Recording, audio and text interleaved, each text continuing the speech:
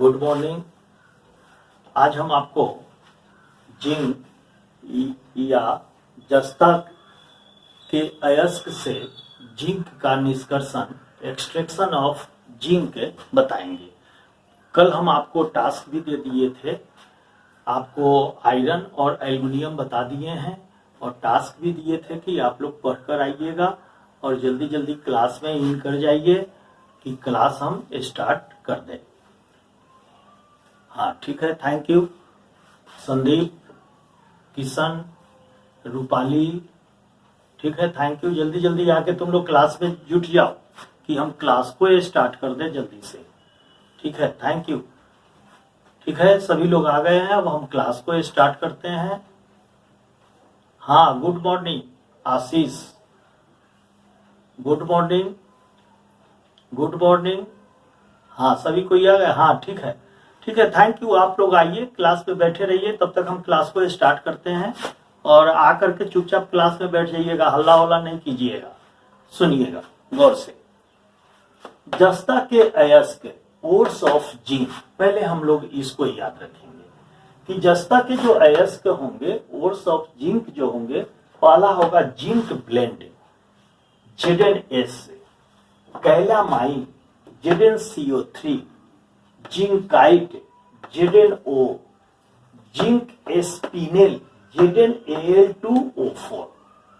अब हम लोग को करना क्या है कि सबसे ज्यादा जो एग्जाम में पूछे वाले सवाल होते हैं वह होगा zinc blend calamine zincite. Zincite को हम फिलोसफर ऊल के भी नाम से जानते हैं, इसको याद रखिएगा, यह बराबर एग्जाम में पूछा जाता है। और हम जब जस्ता का जब हम निष्कर्षण करने लगते हैं तो जिंक ब्लेंड और जिंक कार्बोनेट से हम जस्ता का निष्कर्षण करते हैं, जिसमें सर्वप्रथम हम जानेंगे कि जिंक सल्फाइड से जस्ता का जब निष्कर्षण करते हैं तो आसानी से और कम खर्च में हो जाता है, इसलिए हम जिंक ब्लेंड से जस्ता का निष्कर्षण करते हैं। अब हम आपको एक बताए हैं कि इसमें हम जान लेंगे कि ये जो जिंक जो है जस्ता सर्प के विष में करीब 0.1% से 0.6% तक उपस्थित होता है। जो सांप होता है ना, सांप के जो विष होता है, उस विष में जिंक की जो मात्रा होती है 0.1 से 0.6% तक होती है। अब एक्सट्रैक्शन ऑफ जिंक, जिंक का निष्कर्षण जब हम करने लगते हैं तो हम एक नट सेल में आपको एक डायग्राम बनाए हुए हैं, जिसको याद कीजिएगा तो आसानी से समझ में आ जाएगा। जैसे जिंक ब्लेंड अयस्क है, जिंक ब्लेंड अयस्क का सर्वप्रथम हम सांद्रण यानी कंसंट्रेशन करते हैं। आपको एक फ्लो चार्ट हर एक चैप्टर का या आयरन का भी बता दिए थे, एल्युमिनियम का भी बता दिए थे, उसी तरह से यह चार्ट याद रखिएगा तो आसानी से आप क्या कीजिएगा कि इसका निष्कर्षण जो है समझ जाएंगे। तो सर्वप्रथम हम जिंक ब्लेंड अयस्क जो ओर्स हैं उनका कंसंट्रेशन करते हैं। कंसंट्रेशन का मतलब हुआ साफ सुथरा कर देते हैं अयस्क को, और उसके बाद जो यह सांद्रित अयस्क है, कंसंट्रेटेड ओर्स है, उसका रोस्टिंग करते हैं, जारण करते हैं।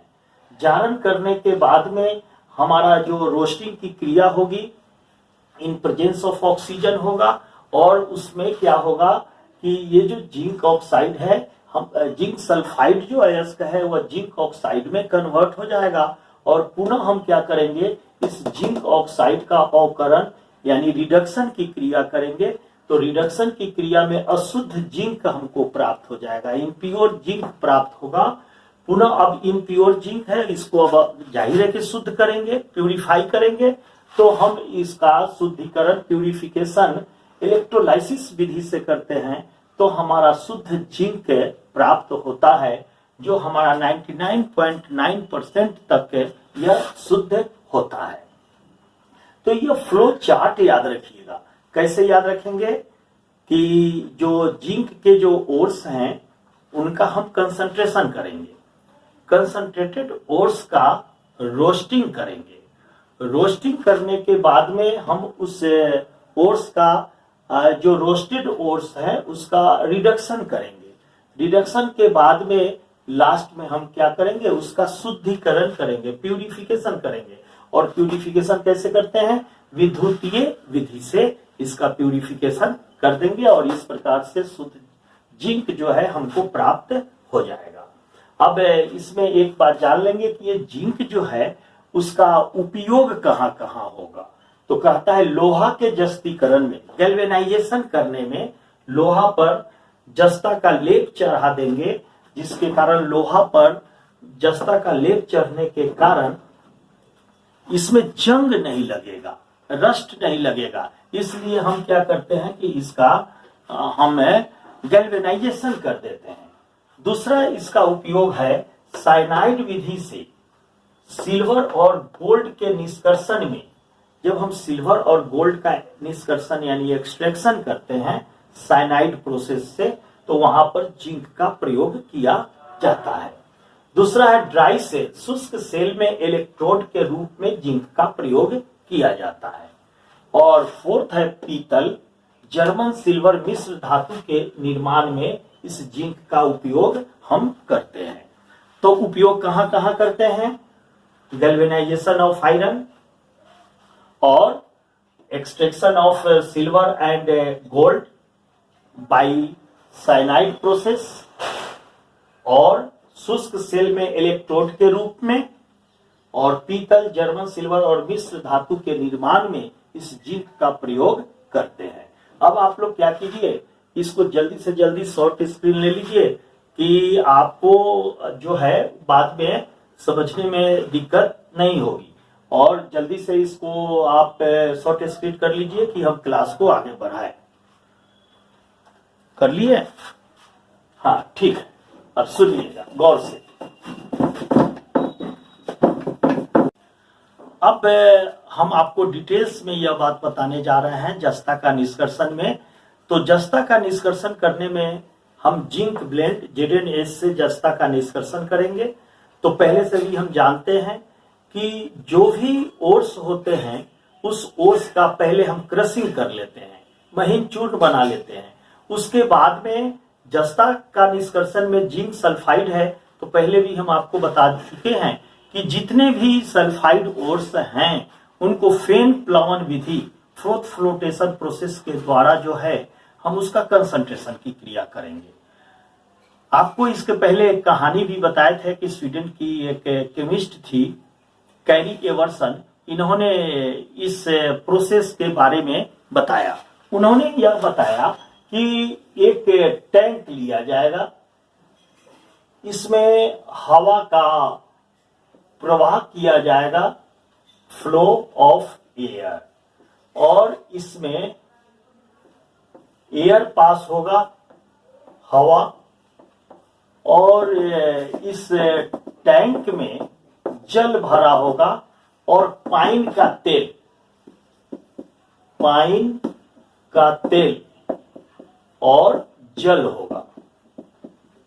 और जिस सल्फाइड अयस्क का हम कंसंट्रेशन करते हैं वह सल्फाइड अयस्क को इसमें डाल देंगे।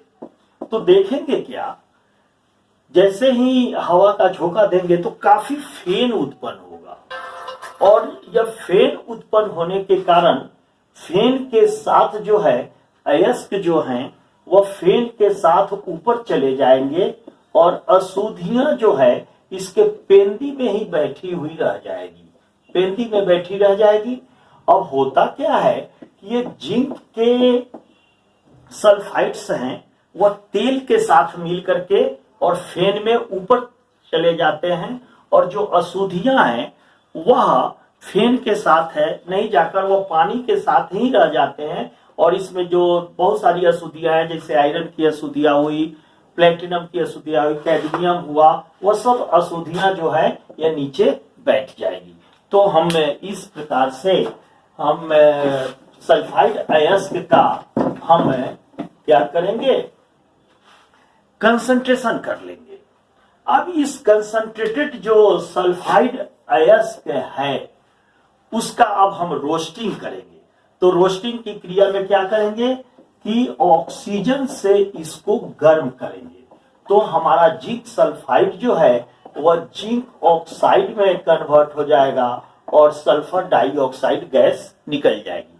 बैलेंस कर लेंगे, 2ZnS plus 3O2 gives 2ZnO plus 2SO2।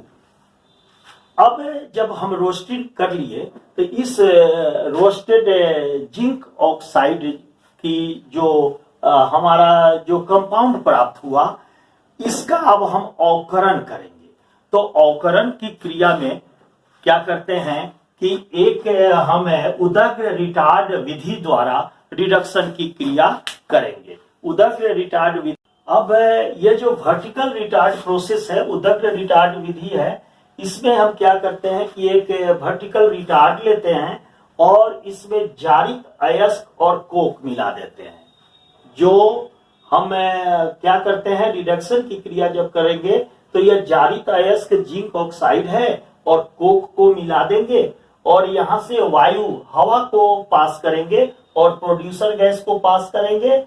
इसमें ये एक सिस्टम जो बना हुआ है, इसमें क्या होगा कि जैसे हवा इधर से पास किए, प्रोड्यूसर गैस पास किए, तो यह गर्म होने लगेगा, जारित अयस्क और कोक जो है गर्म होने लगेगा। इसका टेम्परेचर लगभग 1200 केल्विन के आसपास होगा और यह गर्म होने के बाद में यह जिंक ऑक्साइड और कार्बन मोनोऑक्साइड जो है यहां पर आएंगे। कंडेंसर लगा हुआ है, संघनक लगा हुआ है, तो क्या होगा कि जिंक ऑक्साइड यहाँ कंडेंस्ड हो जाएगा और जिंक ऑक्साइड कंडेंस्ड होकर के अशुद्ध जिंक यहाँ प्राप्त होगा, जिसे हम स्पेल्टर के नाम से जानते हैं। और यहां से जो कार्बन मोनोऑक्साइड गैस जो है, वेस्टेज गैस जो है, यहां से यह बाहर निकल जाएगा।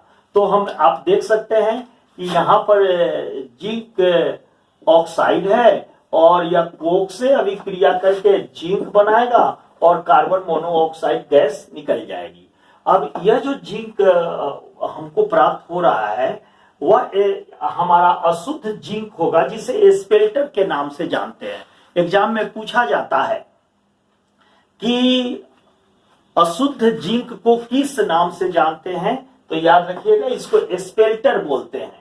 उसके बाद में तब हम क्या करते हैं, यह अशुद्ध जिंक जो हमें प्राप्त हुआ उसका शुद्धिकरण हम प्यूरिफिकेशन करते हैं और प्यूरिफिकेशन इलेक्ट्रोलाइसिस विधि के द्वारा हम इसका प्यूरिफिकेशन करते हैं। तो यह इलेक्ट्रोलाइसिस विधि में हम आपको पहले भी बता चुके हैं कि एक इलेक्ट्रोलाइटिक सेल लेंगे, इसमें 2 रॉड रखेंगे यहां पर, और क्या करेंगे, एक शुद्ध जस्ता का कैथोड बनाएंगे। यह जो है जिंक का जो छड़ है, जिंक की छड़ या शुद्ध जिंक की जो छड़ होगी उसका हम कैथोड बनाएंगे, कैथोड। और अशुद्ध जिंक की जो छड़ होगी इसका एनोड बनाएंगे, एनोड। अशुद्ध जिंक की छड़। अब क्या करेंगे, जो हमारा शुद्ध जिंक की छड़ है उसका थोड़ा सा पतला रॉड रखेंगे और अशुद्ध जिंक की छड़ है उसका मोटा सा रॉड रखेंगे और इसमें एक इलेक्ट्रोलाइट डाल देंगे, वैद्युत अपघट्य। वैद्युत अपघट्य जो है जिंक सल्फेट का सॉल्यूशन डाल देंगे जिसकी सांद्रता 1 m हो और उसके बाद में इस दोनों को एक कैथोड एक एनोड से तांबे की तार होते हुए इसको जोड़ देंगे। विद्युत धारा प्रवाहित होगी और विद्युत धारा प्रवाहित होने पर हमारा जो अशुद्ध जिंक जो है वह में अशुद्धियां नीचे बैठने लगेगी और शुद्ध जिंक जो है कैथोड पर जमा होने लगेगा। और इस प्रकार से यह जो जिंक हमको प्राप्त होगा वह 100%, ऐसे मान लीजिए कि 99.99% यह शुद्ध जिंक होगा। इसमें होने वाली रासायनिक अभिक्रियाएं क्या होती है, तो जैसे मान लो कि जिंक है, जिंक यहां पर आपको +2 है, यह 2 इलेक्ट्रॉन को लेकर के यह शुद्ध जिंक बना देगा और यहां पर यह शुद्ध जिंक जो है यहाँ जिंक 2 प्लस Aq यह बनाएगा और यहाँ 2 इलेक्ट्रॉन्स।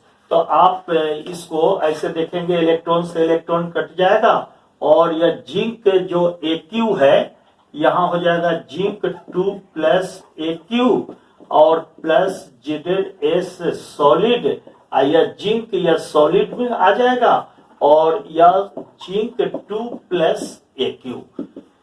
यह रिएक्शन हमारा यह बता रहा है कि अशुद्धियां जो है वह सॉल्यूशन में ही रह जाएगी और शुद्ध जिंक जो है वह कैथोड पर जमा हो जाएगा और इस प्रकार से हमारा शुद्ध जिंक प्राप्त हो जाएगा। आइए एक बार और पूरे जिंक का एक्सट्रैक्शन जो है मैं आपको बता दूं कि आपको याद हो जाए। देखिए, यह जो हमारा जिंक का जो अयस्क है, ओर्स है, वह ZnS zinc blende, calamine ZnCO3। तो जिंक का निष्कर्षण हम जिंक सल्फाइड अयस्क से करते हैं। सर्वप्रथम उस अयस्क का क्रशिंग करेंगे। क्रशिंग करने के बाद में उस अयस्क को धोएंगे, जल से धो देंगे। उसके बाद में इस अयस्क का हम फेन प्लावन विधि, फ्रोथ फ्लोटेशन प्रोसेस के द्वारा सांद्रण करेंगे, कंसंट्रेशन करेंगे। कंसंट्रेशन करने में हमारा क्या होगा कि जो टैंक है वह टैंक में हमारा अयस्क रखा होगा, जल होगा, पाइन का तेल होगा, हवा का झोंका देंगे तो फेन उत्पन्न होगा और फेन जो फ्रोथ होगा वो फेन के साथ जिंक जो है ऊपर चला जाएगा, जिंक सल्फाइड के अयस्क, और अशुद्धियां नीचे बैठी रह जाएगी। अब इस कंसंट्रेटेड जो ओर्स होंगे उस कंसंट्रेटेड ओर्स का रिडक्शन की क्रिया करेंगे। रिडक्शन की क्रिया कोक के साथ करेंगे, रोस्टिंग कर देंगे। पहले रोस्टिंग करेंगे और रोस्टिंग करने के बाद में जिंक सल्फाइड जिंक ऑक्साइड में कन्वर्ट हो जाएगा और पुनः यह जिंक ऑक्साइड का रिडक्शन कार्बन के साथ करेंगे तो जिंक प्राप्त होगा। यह अशुद्ध जिंक होगा जिसे जिंक स्पेल्टर के नाम से जानते हैं। पुनः उसका इलेक्ट्रोलाइसिस की क्रिया करेंगे और इस प्रकार से शुद्ध जिंक हमारा प्राप्त हो जाएगा। तो लगता है कि आप लोगों को समझ में आ गया होगा। हाँ, ठीक है, थैंक यू।